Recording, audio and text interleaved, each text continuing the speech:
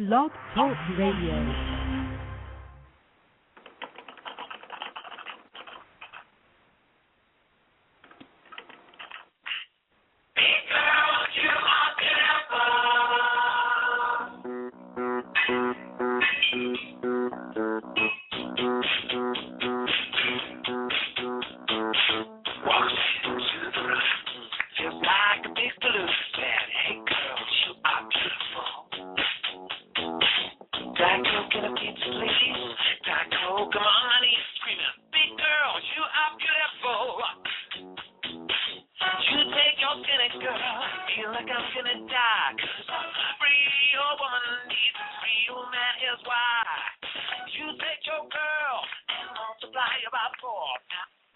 Welcome to Sex, Lies, and Consciousness. Today's show is about big girls. I am so excited and also scared to death to do this show. I didn't realize how scary this subject is for me, and uncomfortable, just because I have been so trained to not talk about being big, being larger size, publicly, openly, and joyously. So I'm so excited to be here today with Anne Boland and also Stephanie Rainbow Bell, who are both larger size women and are so excited to be on this call to talk with us. So welcome, Stephanie and Anne. Thank you. Are you there? Yep, this is Anne. Can you hear me?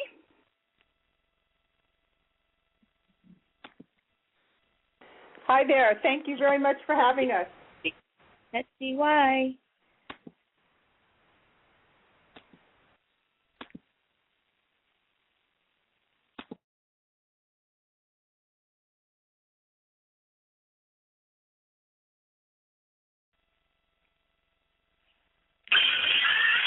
Oh, why does this keep doing that? Okay.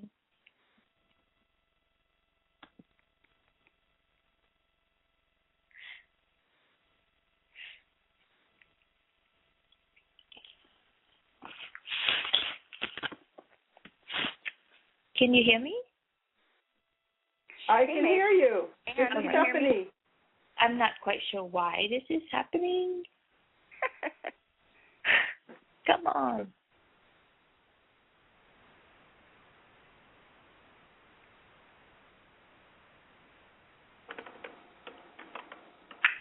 Oh, can you hear me? Anne, are you there?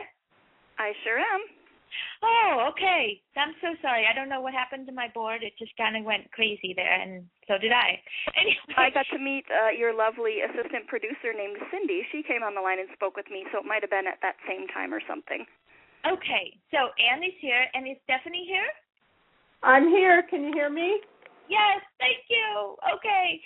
So now that whole horrible thing's over. Welcome to the call, and I'm so glad that you guys are here. So will you introduce yourself a little bit, Anne, and then Stephanie?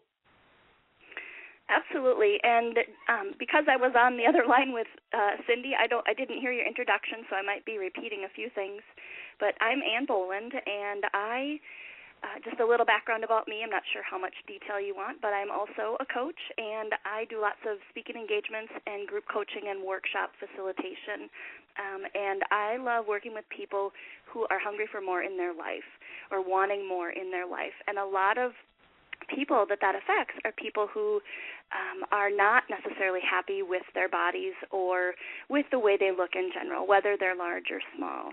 So that's who I am, and obviously ask for more information if you want me to, May, but I'm not sure how much detail you... Since this show is more of a personal show, like us hanging out together, I would love for them to know a little bit about your journey with your body, like some of the stuff that you were telling me before, and what you used to feel about your larger size body and now where you're at with that. Absolutely. So even back to high school days, I always perceived myself as overweight, and I was told by a lot of people on both sides of the coin, yes, I was, or no, I wasn't. And so I struggled with my weight all of my life and did try lots of roller coaster diets, lots of different things to help me lose the weight. Some good for you, some not so good for you. And this is not a show about weight loss, so I'm not going to go into detail about what I tried. However, in 2001, I actually was in, I don't know that I told you this, but I was actually in a car accident where I was confined to a wheelchair. And after that, I was in a wheelchair and on crutches and recovered for about 6 months. And after that, I ended up gaining about 50 pounds. Wow. And, so during that time, I didn't, part of it was I injured my leg, so there was no exercise regimen because I couldn't. I remember vividly the first time I ran around my backyard. I was playing with my nieces, I think, and I went, oh, my gosh, I'm running. Hello? How, like, it had been so long since I could do that. But after that accident, I think I just got stagnant, and I didn't really do a lot of outside exercise, meaning like run on a treadmill, join a gym, that type of thing. I do a lot of nature walks. So I like that, but I never did it in the form of exercise. For me, a nature walk is more like meditation for myself. So, but after that accident and gaining the 50 pounds, I realized I didn't like me or my body as much as I wanted to. I'm not going to say I hated myself because I didn't go there, but what I noticed was the areas that used to be skinnier were no longer. Even shoes wouldn't necessarily fit me right. And part of that had to do with the injury. Part of it has to do with swelling even after all these years because of the injury. But what it did was it made me start thinking about who am I and how my size is affecting me in my relationships and me even in my intimate relationship with Greg. So from there, obviously, that led into, so how do we have sex? How do we become intimate in the bedroom with me in all of my glory and all of my roundness, for lack of a better word? Like, how do I do that and still be intimate? And my long journey really took me to a place of being courageous enough to have conversations out loud about what I needed and not only what I needed in the bedroom, but what I also needed in terms of conversation and being told I'm beautiful and just secret little messages, hey, I love you, or things like that. So this whole overweight journey has really brought me to a place of needing and being able to ask for more in life and more in the bedroom and more everywhere else. So I didn't have that before, but as a result of, if I could look at a positive side to having the car accident and gaining all the weight, it would be that I've finally come to a place where I love my body and I know what makes it tick and I'm comfortable in it, and I'm also comfortable asking for more. Wow. Thank you, Ann.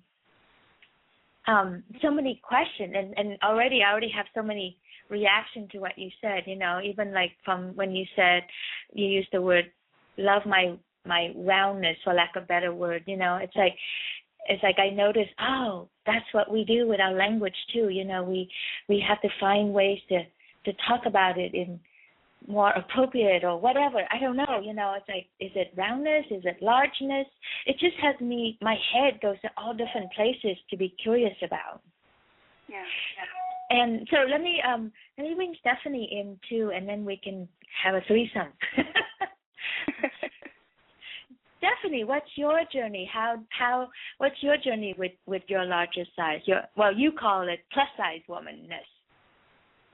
Yes, I'm founder of the Plus Size Inner Peace Network, which is about helping women like me and Ann feel perfectly fine, feel good about our size, feel proud, releasing all the shame and blame and the guilt and the self-loathing that is just so inherent in being a plus-size woman. My life experience is that I've been fat all my life. I don't ever remember a time really, there's been a couple of very brief periods in my life where I was, quote unquote, a normal size. but and that's like a year or two, once or twice, and I'm 57, almost 58 years old. So, the vast majority of my life, I've been overweight and extremely overweight for the better part of that. And I've obviously had to, well, not obviously, but I've spent a lot of time and a lot of energy, and it's been quite a lifelong journey, and now it's turned into my mission and my passion to find peace with all of that and find joy and find the blessings in it. I felt that. I felt that big deep breath, and I felt you sinking into this conversation, and I also felt all of my quote-unquote normal size or skinny friends or all the people that heard about this episode that I've talked to, they all wanted that same thing, which is there a way that helped me, no matter what size I'm at, to feel more at peace with myself and to feel sexier and to be free and to do it up in the bedroom, to have great sex and not let my size matter so much. Yeah, I think the main thing is to not make size be an issue and not question our value based on our size. And, at any size, really, that's true. That's not what our lives are about. That's my perspective. Yeah. Our lives are, there's so much to life besides our physical appearance. And when we get just obsessed or focused on one aspect of our life, whether it's our physical appearance or any other, our bank account or our address or what car we drive or any of that, then we're missing the boat. Yeah, I mean, I totally get what you're saying, and it's easier said than done. I'll represent the ignorance and voices out there. It's like every day I walk by a mirror, and when I'm trimmer, I feel better. When I'm poochier, I don't. And I don't even consider myself a vain person. Like, I am so accepting of myself, and yet I am run by that crazy thought. And we all have our points where we allow that to happen. And what I'm about is helping people take their power back and remember that we all have the power to choose the thoughts we think, and the thoughts we think create the lives that are around us and that we're in. So the more conscious we become of the thoughts we're thinking, the more power we're able to exercise to choose better thoughts, and then we create the better lives. Yeah. So let's see. I have like two places that my mind is pulling to. One is like continue going on down this road, and it's like, oh, well, but beauty is in the eyes of the beholders. How can I change what I define as beautiful? And then the other place too is that I want to pick up Anne's conversation, which is what started this whole show on, is wanting to dive into the whole conversation around being larger and our appetite for sex, and what does that mean? Like have full permission to talk about that out loud and have fun with that. Cool. Where would you guys like to go? It's your show. You get to choose. I choose route B. You choose route B. Go, Ann, go. Well, I want to point to something Stephanie said, because I think it's really important. She talked about, loving who you are, and her really having that passion and that mission to talk with plus-size women and to help them. I sort of take a different perspective, and, feel free to chime in if you need to, but so I'm not doing this for the sake of convincing women that, oh my gosh, you're beautiful even though you're larger, or that you're, if you just click your heels 3 times, you'll feel better about yourself. Like, that's pretty and that's great, and it's sort of like a fake it till you make it, you know, pretend that you're beautiful at any size, what have you. But where I take it is, like, so now that you know you're large, what now? Like get real with the fact that, and when I say you, I'm talking to callers, I'm talking to me, I'm talking to you, May. Right. Get real with the fact that you are a larger size. It doesn't pay or serve you to actually try and change yourself without already owning who you are now. It's a huge difference. But let me just slow you down there for a second, and let me just revel and tease that out for a second. It's like, just to even say, I am fat. That's who I am.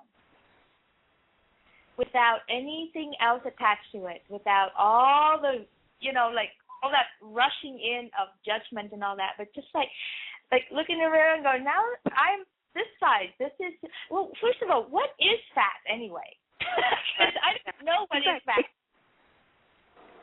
What is fat and what is too fat, and is there such a thing called too fat? And you know, like, I don't know, but it seems to haunt us. Well, I think in terms of medically speaking, I don't know the numbers, but there's a chart. There's the normal, average, large, obese, and then I'm sure some others that I've missed. So people they'll define it in terms of that. I think, though, and Stephanie, chime in here, I think it's an individual definition, for lack of a better word. Like, I define it one way, Stephanie may define it a different. Yeah. Like, okay, so let's get to the personal. Like, so I'll go first. I mean, like, when I hit size, well, this is interesting too. I just saw something in myself. So I used to be a size 10 when I was married and had my kid, and I didn't think I was fat then at all. But I knew that I was on my way to be fat. Like, somehow 10 to 12 would be fat for me. And then in the last couple of years, I dropped a bunch of weight just because life changed. And I'm now a size 6. Sometimes I squeak into 4 when I'm really depressed and not eating. But not because I'm dieting. It's just that. And then, or sometimes I would go squeak to 6/8. Now, when I do that now, I feel fat. So it's just kind of like it makes me think about money too. You know, like if I have this much money, I still don't think I have enough. And then if I have double that size of money, then I still don't think it's enough. There's something related to that here for me. So I'm like, wow, look at that. You know, I'm already seeing my psychosis about this whole thing. How about you? What do you consider fat for you? Are you speaking to me or to Anne? Either one. Go for it, Stephanie. I think that there's a lot of answers to that, and I'm not being coy. I'm really being honest. Yeah. I think there's a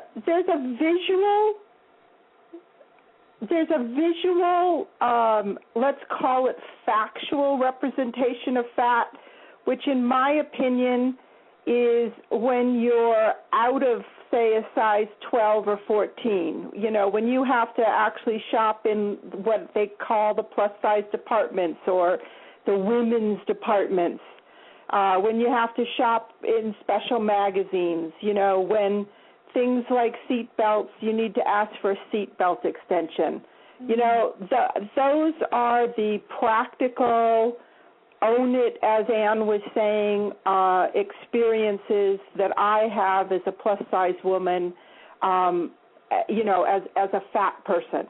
I think then there's an emotional perception of fat, which is what you spoke to, Mai, that, you know, in my personal definition, there's no fat in a size 6, 8, 10 person. But whether they feel fat, I totally accept. I get the emotional feeling of discomfort, an emotional perception that they are bigger than they want to be, than you want to be. And so, you define that as fat for you. Right. Those are my feelings. That's a very nice way of saying that. I mean, it's so clear, crystal clear. Do you have anything to add to that, Anne? I think I'm actually listening, and I'm thinking, if my family were listening to this call, I don't know if they are, but I would love for them to chime in when you're starting to take callers. Yeah. I actually don't notice people as large or small, black or white. I don't ever go there. Instead, I just see them for who they are. So to give a definition of, and they would be able to confirm that. That's why I talk about my family. To give a definition of what fat is, I can only speak for myself and the way that I feel. I know I'm larger, I guess, in terms of society. Yes, I'm fat. I rank on the charts as that. As far as giving a definition, though, because I don't see people, somebody will say, oh, my gosh, look at that newscaster. Man, did she gain 20 pounds or what? And all I can think of is, wow, what a beautiful dress. I don't ever go to the fact that they've gained weight. So it's hard for me to grasp the definition of fat when it's not a place I actually look. Well, I think you have a sense of freedom that a lot of us don't have, Anne. I'm definitely not claiming that everybody looks at it that way. Oh, it's so good. Well, speaking of calling in, we will, I'll open the line up for new callers to call in and join the conversation at about half past the hour. And the call-in number is 646-200-0813, 646-200-0813. So let's see. I don't know why, but I feel like a sense of sadness inside me as I hear you name these places. I don't know why. I just wanted to name that. It was just like, it's so tender and so vulnerable for me. Are you speaking to me? I'm speaking to all of us. It's like, what's it like for you right now as you talk about these things, as you put those definitions, as you put yourself out there, more and more?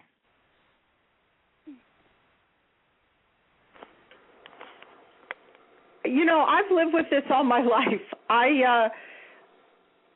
It's now my mission and my business, so I'm fairly comfortable talking about it.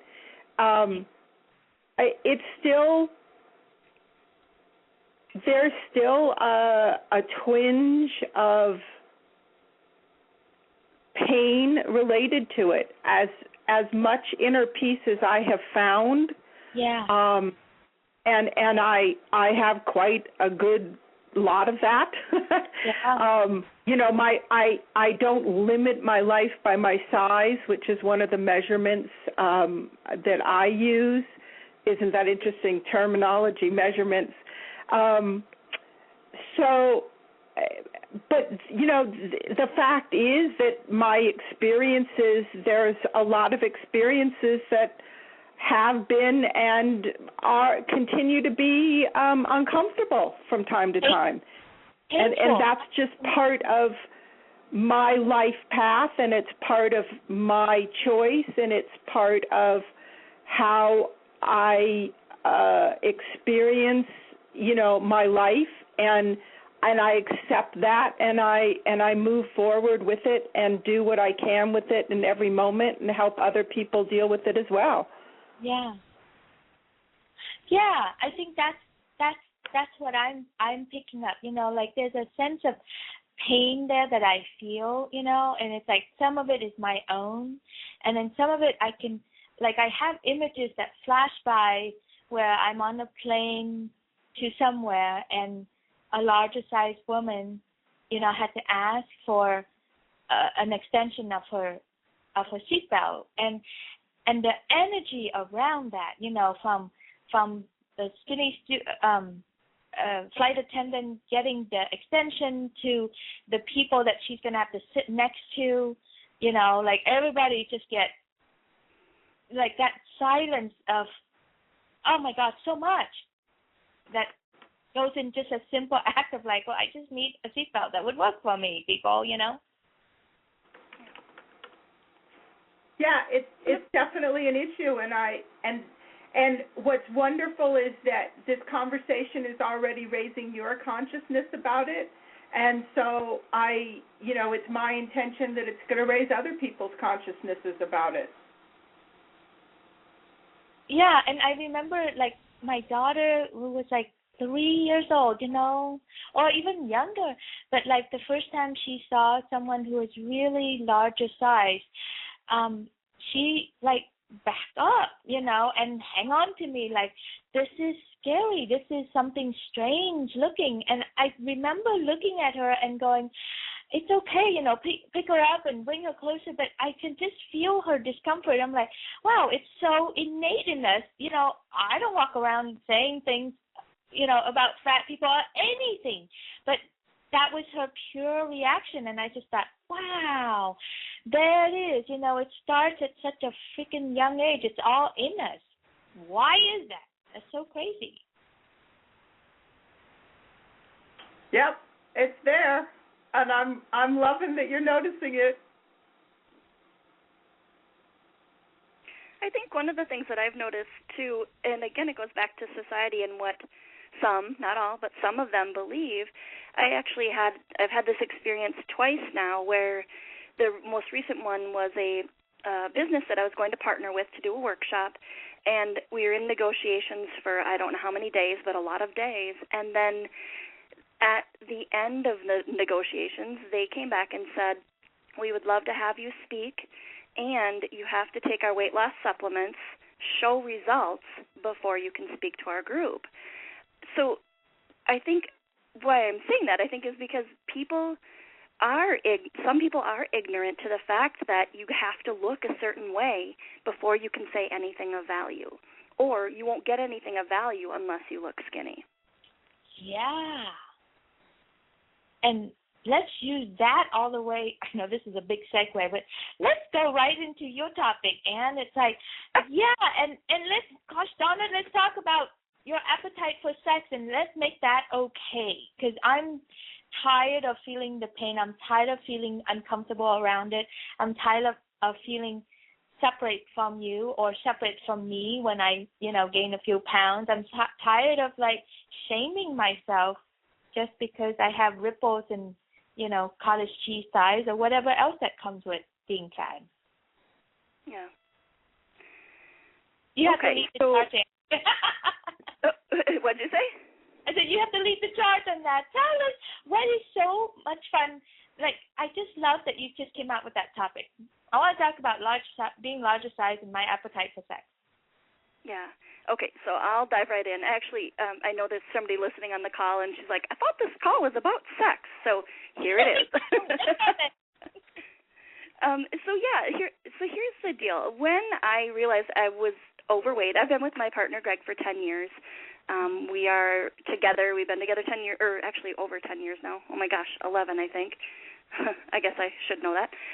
But anyway, we chose not to get married for our personal reasons. And when I got more overweight, also when I had my accident, there were certain things we couldn't do anymore. It was harder to do like a random, pull over to the side of the road and let's jump in the back seat. It was harder to do that because I was in a cast or I had crutches or something. And then as I gained the weight, it was a lot harder to you, for lack of a better way to say it, use the positions that we used to always use because my belly got in the way. Right. And many of the things that we had to do is really, A, get creative with what we did in the bedroom, and B, ask for what I needed more of, and even name what I could do, and then also give him full permission to ask for what he needed, and then have a conversation around it. I'm loving it. And so, like, my first titillating question is like, so then do you get to like just freely grab the fat and just like move it around and play with it and like, you know, rub your face in it and get to a place where you just love your whole body? Well, one might think that. No, we actually don't do that. It's more of a, instead of seeing as something that's in the way, or I mean, it is in the way, instead of focusing on that, instead focus on a different position. Focus on a different thing in the bedroom that would get the same result. And so that's what we had to do. We had to become very creative. And when I say we had to, it sort of sounds like it was a chore, which it was not. But it became very clear that our sex life spiced up a lot once we started talking about, hey, that doesn't feel good anymore because, you know, every time I'm in that position, my belly is ramming into your belly. It just does not work. Uh-huh. So we had to think of other things. What are some old positions that doesn't work anymore, and what's a new one that you could describe to us? Oh, let's see. So I'm obviously wanting to be respectful of Greg, and to name the one old position that doesn't work is me just being on top. It just, it doesn't. Yeah, I'll just name it. It just doesn't work. So you being on top, like the missionary position, doesn't work anymore when you're larger? Well, and I'm speaking in terms of only me, and I'm not aware that that's called the missionary position. I thought the missionary position was when the guy was on top, but regardless. Oh, sorry. And I'm on. I don't know. I could be wrong. I don't have a book of names on this. So you're on top, you're sitting on him, and you're riding him. That doesn't work anymore because it doesn't work for us anymore. What does work is having it be a sit-up position where he's sitting and then I'm on top of him.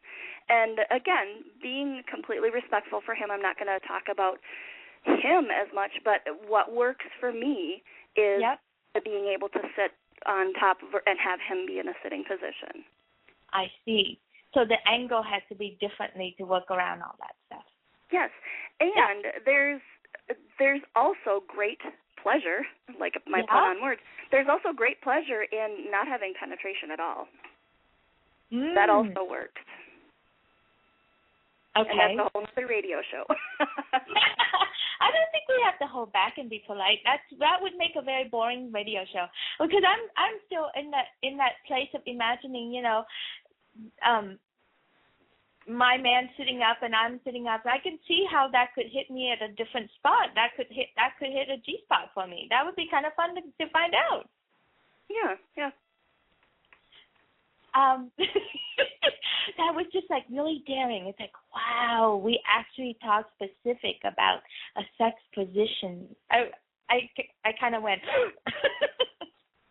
Well, and I think the thing that I want to point us back to also is, so yes, this is about sex, and, you know, we could talk positions till the cows come home, but it's not actually about that.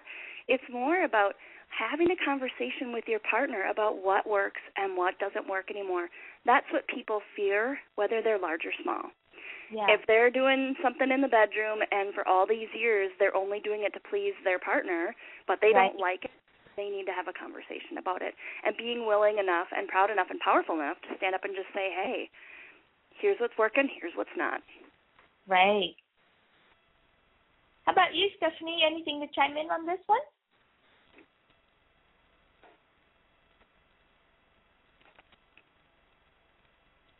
Stephanie? Did we lose you? I'm sorry. I had my phone on mute. I apologize. That's okay.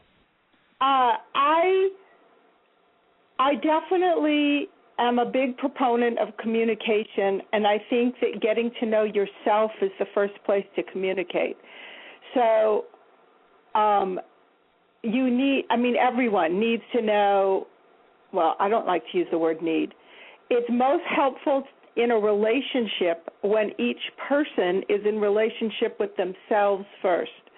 The more that you know yourself, the easier it then becomes to translate or transmit that information to a partner. And that's true in all such situations, but especially in a vulnerable place like the bedroom. Mm-hmm. So I totally agree that communication is the first point. I also can see that in a situation like Anne's, where her relationship had started at one size and then her size changed, as the relationship continued, that would bring up different circumstances that did require even more conversation, because that's a whole adapting to change, which involves a lot of levels, not just the sexual aspect of things. That's what I want to say about communication. Hey, May, I have one other thing to add to that, too, because I know this is about large women and their appetite for sex. Here's something callers need to know. Large women actually do have an appetite for sex. So just because they're large doesn't mean that they're not going to be good in the bedroom. So I just wanted to throw that out there. Well, yeah. I mean, I remember one of the Facebook comment that I got was, one of my friends said, well, I don't understand what's the problem. Why do we even need to talk about this? Because, I've been skinny, I've been fat, and sex has been just fine either way. So why are we talking about this? And I'm like, I don't know. I just think it's fun to talk about it. Well, there's a lot of perceptions about. I'm sorry. Go ahead. Go ahead. I was going to say, to answer that question, why are we talking about it? Yay to you believing that. And there are a lot of women out there who don't think like you. And so this call is really for those who are not so confident and not loving their bodies and too afraid to have a conversation about what they need in the bedroom. Yeah, and let's talk about dating, because, I mean, like, is it different? I mean, I know dating is just plain old difficult for everybody. And then being larger size, does that add more to it? Well, it adds to it if you want to let it add to it. Yeah. Attitude, again, I think you have to get to there is no doubt that there is a perception in society that fat women or fat people generally, I won't even separate it out from women versus men, are undesirable because of their size. Mm-hmm. Now, but where I go with that is not just a Pollyanna attitude, but I truly believe that we shape our individual worlds by the thoughts we think. And I'm not talking about it from a Band-Aid point of view or from some of the other things that I heard earlier in this conversation. If I believe that my fat gets in the way of having a physical relationship, of dating, then it certainly is going to compound any issue that society has in general and men have in general. But if I believe that I am one hell of a gorgeous woman with a great brain and a great sense of humor and all my other attributes, and I go out with that kind of confidence and energy, then I'm going to attract somebody who's attracted to that confidence and energy.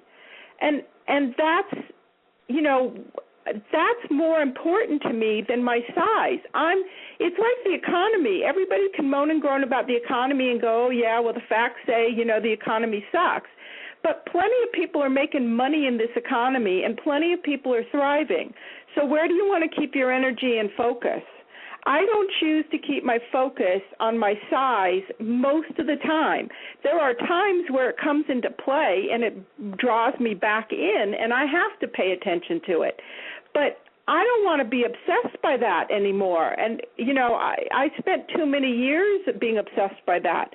And that's one of the myths I'd like to bust about fat people is, we're just people like everybody else. And there's insecurities and there's strengths, and when we go out the door, we still want what everybody else wants, and that includes sex.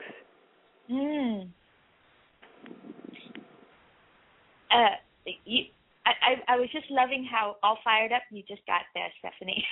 I'm like, yeah, you go, sister. So I'm going to take a quick little commercial, and then we'll come back and pick up this conversation. All righty? Okie dokie. Here we go. Just when my assistant left the board, I'm like, no, I'm going to go to commercial.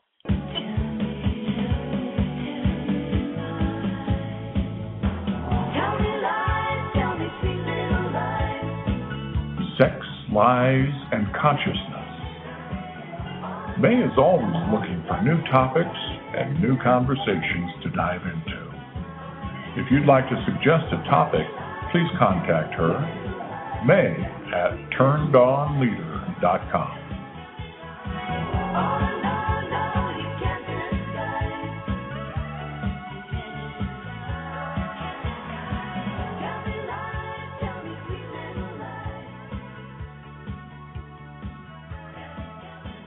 That was a funny sounding commercial.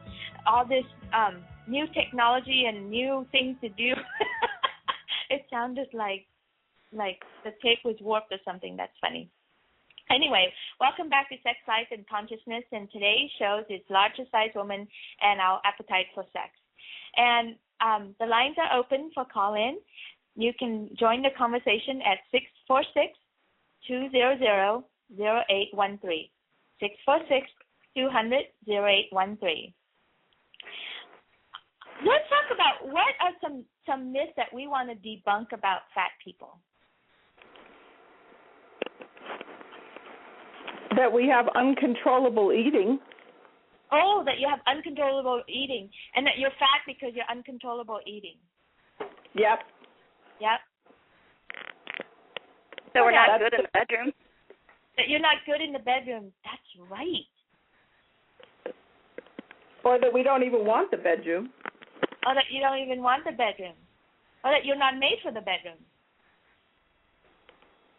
Well, that's yeah. I mean, that's a thought I had never even considered. But okay. I'm glad to add more thoughts to it. What else? There's a big common myth that fat people are stupid. Yeah. Oh, wow. Okay. Huh. Intriguing. I hadn't thought about that one. Yeah, and also that we don't have any control. That if that there's some my big one that pushes my buttons the most is that there's something wrong with me that I should be fixing. Oh, yes. Well, isn't there? No, I'm just kidding. I know that would get me a smack upside my head.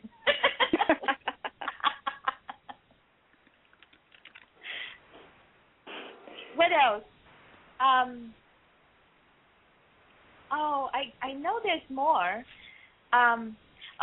There's the obvious one, right? Fat people are not pretty, are not beautiful. Yeah, that's for sure. I mean, that's for sure a myth, not for sure a fact. Right. I played that song at the very beginning of the show. I don't know if you've heard it, but it's from a group called Micah, and it's called Big Girls Are Beautiful. And I just felt so refreshed when that song first came out. I was like, finally, this is so much fun. Somebody's singing and celebrating big girls. And it just feels really wholesome and fun, and I was so appreciative of that song. Do you guys know of that song? I'm not familiar with it. When we were doing the test run prior to the call, remember I said I couldn't hear the words, but I finally did get to hear the words as you played it for the callers. Yeah. And it's an interesting song. It's for me it goes to that cheerleading and you're beautiful no matter what kind of a thing. So I mean it's a great song, and it brought me to a place of trying to convince people versus really helping them own their bodies or own themselves. Yeah, I didn't feel that way. I actually thought it was just like, this is just so much fun to celebrate being big and to have like a boy singing about it too, you know, like declare it out loud into the world that's what he likes, and you know. But if you know, this is the heart of the matter. If that song was about celebrating black people, what would you be saying? Are you asking me? I'm just throwing that out. My point is that if we really look at prejudice and bigotry, then you know, sometimes I think political correctness is carried a little too far, and you know, it gets a little silly.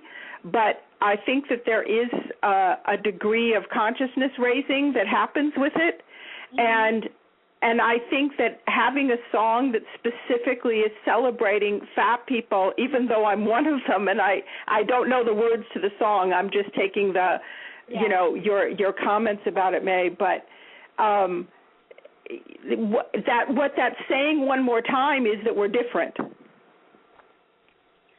That's so interesting, because this feels like a no-win situation to me, because there's so many songs implying all about the perfect, you know, the romantic, handsome guy and the beautiful, skinny girl, mostly white people even, you know, and there's just so much of that it's nice for me to hear something different. And I can't speak for a black person celebrating a black person's song, but I think being Asian, if somebody make a song for a really good song for being Asian, I might like it. I'm like, cool, finally I'm being seen, rather than ignored or you know, put aside. And I can see what you're saying. I'm just saying, well, you know, there's two sides to this. It's like, how do we just have a lot of fun? And that song was fun for me. And I agree with you. I wasn't taking that point, but you know, we've learned at least. I've learned at least especially in corporate America, where I was for so many years, that to not describe a person by the color of their skin, for instance. It used to be that, you know, you would describe, you know, the person rather than by saying it's that man that works in that department doing that thing.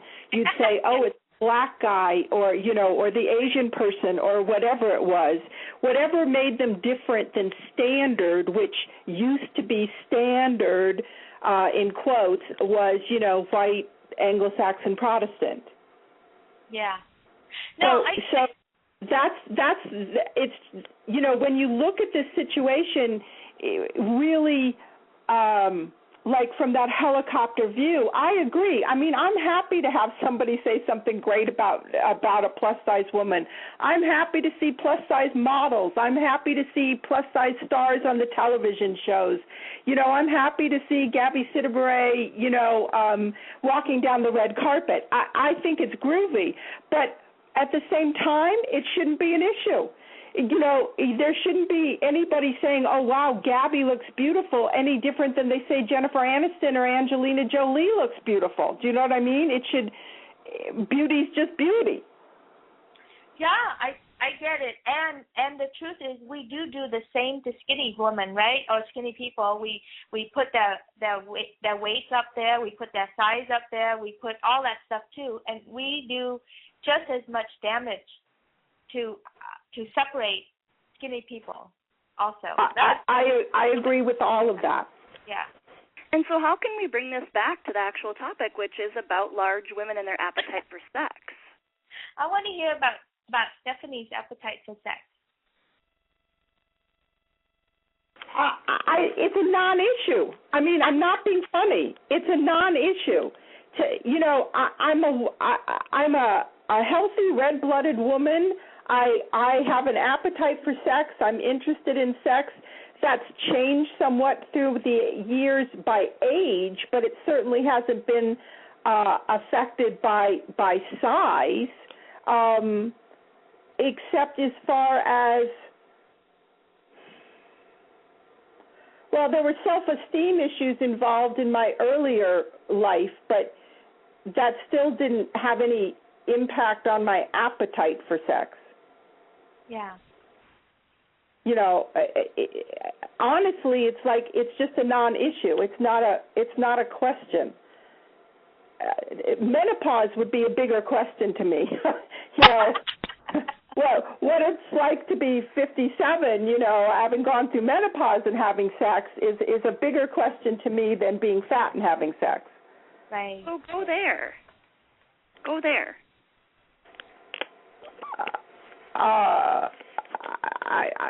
I don't know. Ask a question. I don't know what to volunteer. So what's it like? I know we're changing the topic, but what's it like to have gone through that, and then how has it affected your appetite for sex? Or as a larger person, do you still feel confident in the bedroom? Do you still get the opportunity, or do you not? Or talk to that point. Well, it's a little interesting for me at the moment because I got divorced 2 years ago. So I'm no longer in a committed relationship. I was married for 15 years, and my size was not an issue in my marriage and had nothing to do with, you know, the bedroom or any other part of our marriage. And now I'm single, and I'm not dating, and I'm mostly not dating because I've chosen to focus on my business and other areas of my life at this point. Menopause did affect my sexual my sex drive to a degree, but at the same time, there were issues with my marriage in general, and my belief is that a good sex life is part of a good relationship. Again, good is defined by, you know, whatever you want to define it as. But if you're healthy, if you have a healthy, happy relationship, I believe that sex is part of that.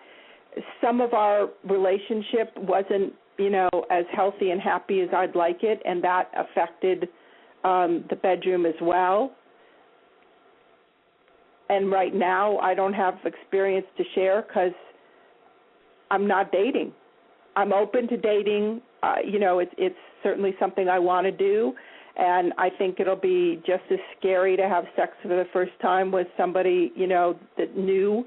You know, that's pretty scary, but I don't think it's scarier because I'm fat. It's not like a surprise.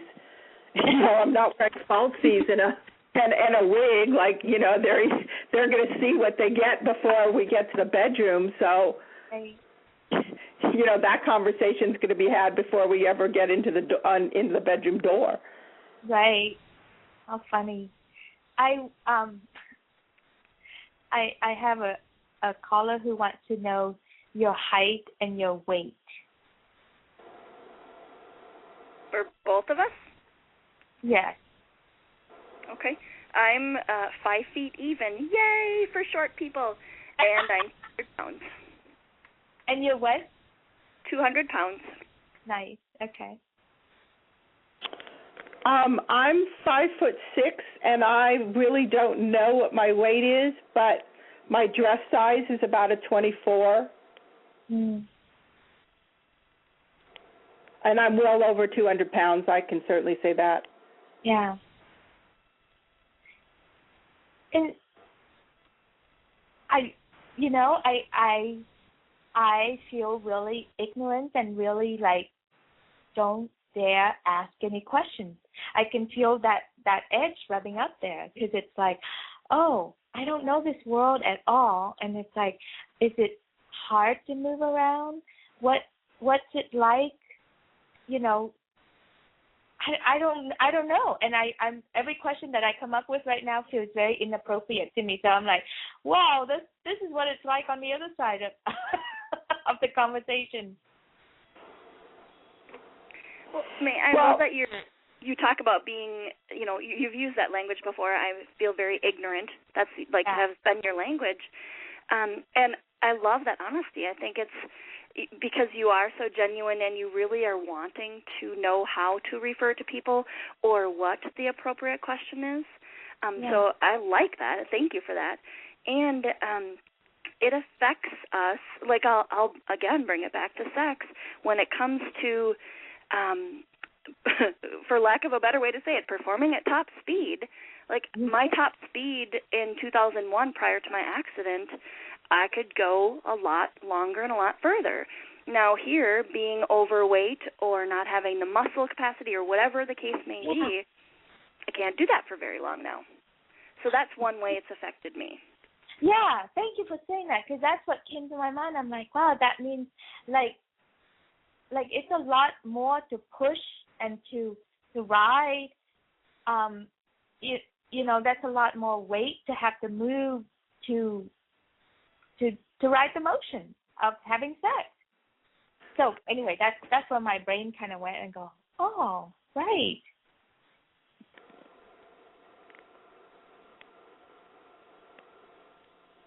What else could we ask about this topic? I can tell you a tidbit.